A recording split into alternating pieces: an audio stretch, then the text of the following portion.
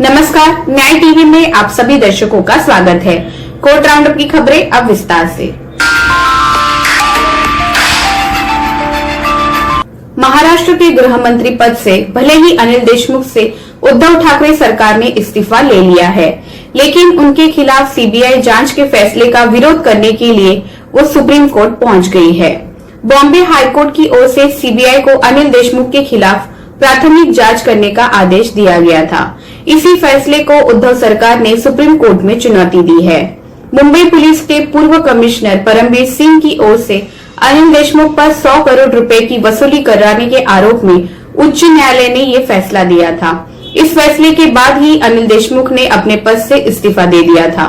CM Uddhav Thackeray को भेजे अपने इस्तीफे में अनिल देशमुख ने साफ कहा था कि उन पर लगे ये आरोप गलत है, लेकिन अदालत के फैसले के बाद वो नैतिक आधार पर पद से इस्तीफा दे रहे हैं।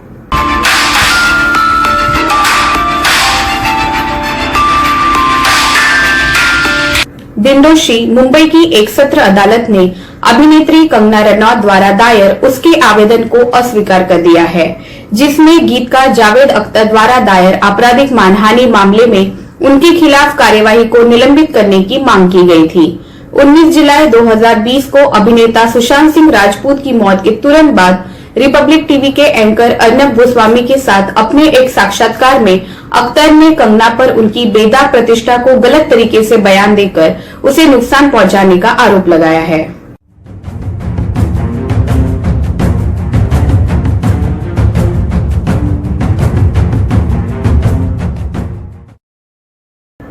बसपा विधायक मुख्तार अंसारी की पत्नी अफशा अंसारी ने उत्तर प्रदेश राज्य के बांदा जेल में बंद रहने और ट्रायल में शामिल होने पर अपने पति की जान की सुरक्षा और संरक्षण की मांग के साथ सुप्रीम कोर्ट का रुख किया है। अंसारी ने कहा कि अंसारी एक प्रसिद्ध राजनीतिक शख्सियत है, जिन्होंने यूपी की मौजूदा सत्ताधारी पार्टी बीजेपी के विरोध में सफलतापूर्वक चुनाव लड़ा। ये दलील दी गई है कि गंभीर राजनीतिक आक्रोश है और अंसारी कई मामलों में गवाह है, जिसमें सत्तारूढ़ दल के प्रभावशाली सदस्य आरोपी है, इसलिए उन्हें मारने के लिए दबाव डाला जा रहा है।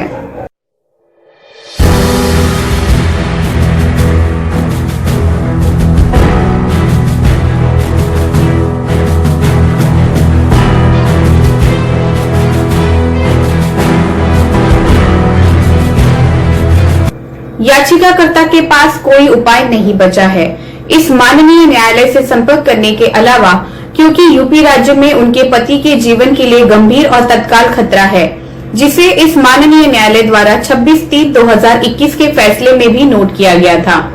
एओआर पारुल शुक्ला द्वारा दायर याचिका में इसलिए उत्तर प्रदेश के गृह विभाग, पुलिस महानिदेशक और जेल अधीक्षक बांदा जेल उत्तर प्रदेश उत्तरदाताओं को आवश्यक दिशा निर्देश मांगे हैं, ताकि ये सुनिश्चित किया जा सके कि याचिका का पति राज्य में एक स्वतंत्र और निष्पक्ष ट्रायल में भाग ले सके और इस प्रक्रिया में मारा या मुठभेड़ का सामना न हो।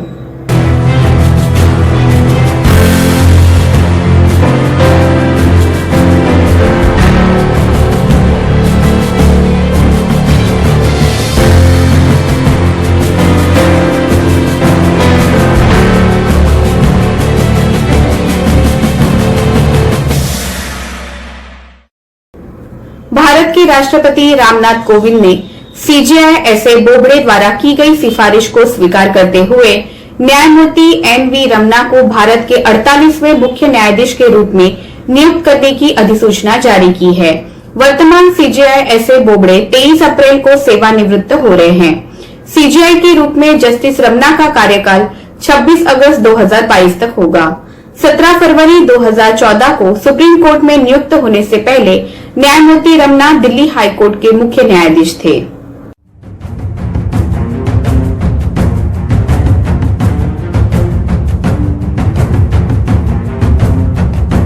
न्यायमूर्ति रमन्ना का जन्म 27 अगस्त 1957 को आंध्र प्रदेश के कृष्णा जिले के पुन्नवरम गांव के एक कृषि परिवार में हुआ।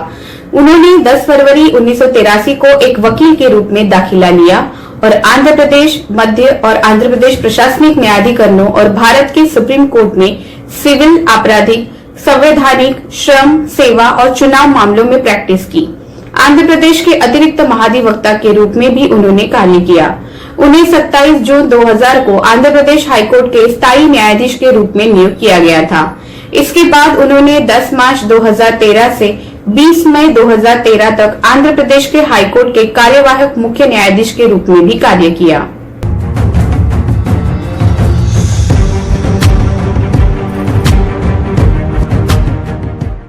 सुप्रीम कोर्ट ने सोमवार को कहा कि वो मरीन सर्वेयर की रिपोर्ट को स्वीकार करने से इनकार करता है, जिसमें कहा गया है कि भारतीय नौसेना के विमानवाहक पोत INS विराट एक मृत संरचना है जो पूरी तरह से जमी हुई स्थिति में है और इसलिए ये एक समुद्र में चलने योग्य नौवहन की हालत में नहीं है। CJI बोबड़े, न्यायमूर्ति बोपन्ना और न्यायमूर्ति रामासुब्रमण्यम की 3 न्यायाधीश पीठ ने याचिकाकर्ता company Envitech marine consultants private limited को निर्देश दिया है, जो अपने वर्तमान मालिक से जहाज खरीदने और इसे समुद्री संग्रहालय में बदलने के लिए रिपोर्ट के माध्यम से जानने की इच्छुक है कि इसमें कुछ गड़बड़ तो नहीं है। अदालत इस मामले की सुनवाई 12 अप्रैल 2021 सोमवार को करेगी।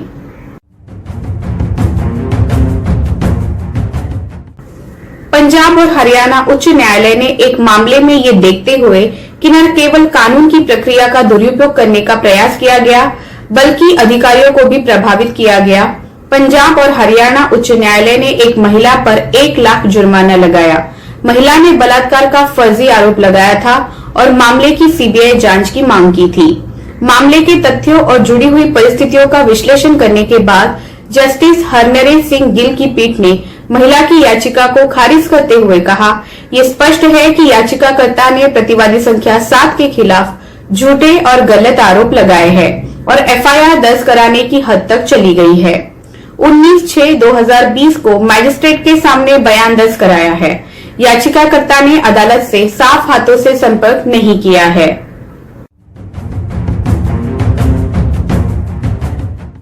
उड़ीसा हाईकोर्ट के मुख्य न्यायाधीश न्यायमूर्ति S मुरलीधर ने सोमवार को वादकारियों और वकीलों के लाभ के लिए और राज्य की सभी अदालतों को तकनीकी रूप से अधिक उन्नत और सुलभ बनाने के लिए ई-सेवाओं की शुरुआत की।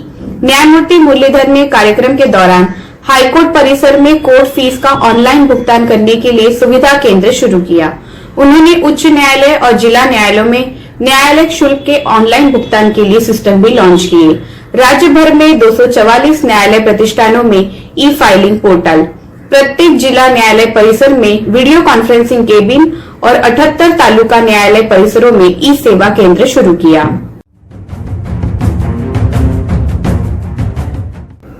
बॉम्बे हाईकोर्ट ने बलात्कार की एक वारदात जिसमें दुष्कर्म के बाद लड़की को रेलवे प्लेटफॉर्म पर छोड़ दिया गया था, इस पर आश्चर्य व्यक्त करते हुए जांच अधिकारी को सुधारात्मक उपाय करने और पीड़ित लड़की का पता लगाने का निर्देश दिया है।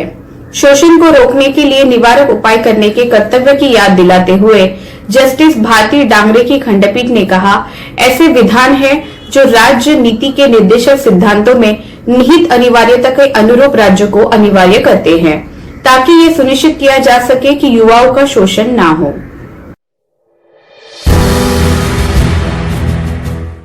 बॉम्बे हाईकोर्ट ने अपने एक फैसले में यौन अपराधों से बच्चों के संरक्षण पोक्सो अधिनियम के तहत एक व्यक्ति को दोषी ठहराया जाने की पुष्टि करते हुए पोक्सो द्वारा निर्धारित समय सीमा के भीतर मुकदमे को पूरा करने के लिए संबंधित पुलिस दल और विशेष न्यायाधीश की सराहना की। न्यायमूर्ति रेवती मोहिते डेरे की खंडपीठ ने विशेष जांच के लिए विशेष न्यायाधीश VV विरकर और सिंधुदुर्ग नगरी पुलिस स्टेशन की कुशल जांच के लिए सराहना की।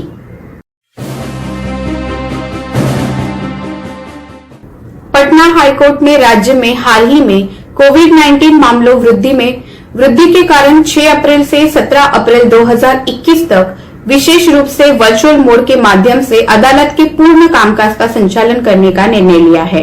ये संशोधन भारत सरकार द्वारा जारी किए गए नए दिशा निर्देश के मद्देनजर हुआ है। इसके साथ ही राज्य सरकार के आंकड़ों के अनुसार 3 अप्रैल 2021 को कोविड-19 के पॉजिटिव मामलों में आए उछाल का भी हवाला दिया। देश में कोरोना का संक्रमण लगातार बढ़ता जा रहा है। बढ़ते मामलों को देखते हुए राज्य की सरकारें पाबंदियां भी बढ़ा रही हैं।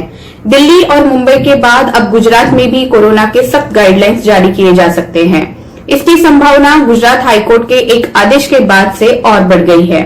गुजरात हाईकोर्ट ने रोजाना बढ़े रहे मामलों को देखते हुए वीकेंड कर्फ्यू को लेकर निर्णय लेने के लिए कहा है। हाईकोर्ट को लगता है कि राज्य में लॉकडाउन लगाया जाना चाहिए।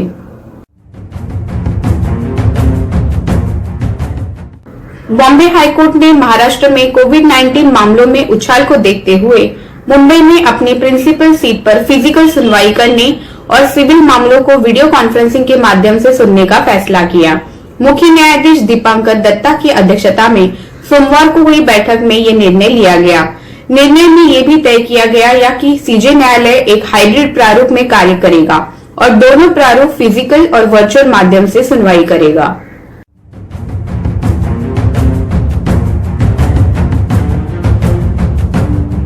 एसोसिएशन ऑफ जज ने भारत के सर्वोच्च न्यायालय और गुजरात हाईकोर्ट को एक पत्र लिखा। इसे लेकर कोविड-19 महामारी को देखते हुए जिला न्यायाधीश कैडर में पदोन्नति के लिए राज्य में न्यायिक अधिकारियों के लिए राज्य में होने वाली सुटेबिलिटी टेस्ट को स्थगित करने की मांग की गई है। गौरतलब है कि ये टेस्ट कल यानी 4 अप्रैल को अहमदाबाद में आयोजित होने वाली थी। 66 अधीनस्थ न्यायिक अधिकारियों को इस उद्देश्य के लिए बुलाया गया था। एसोसिएशन ने प्रस्तुत किया है कि अहमदाबाद कोविड-19 के सबसे बुरे दौर का सामना कर रहा है और मामले तेजी से प्रति घंटे बढ़ रहे हैं। इसके अलावा 5 से 6 अधिकारियों को बुलाया जाना चाहिए जिनका पहले कोविड-19 टेस्ट हो चुका हो।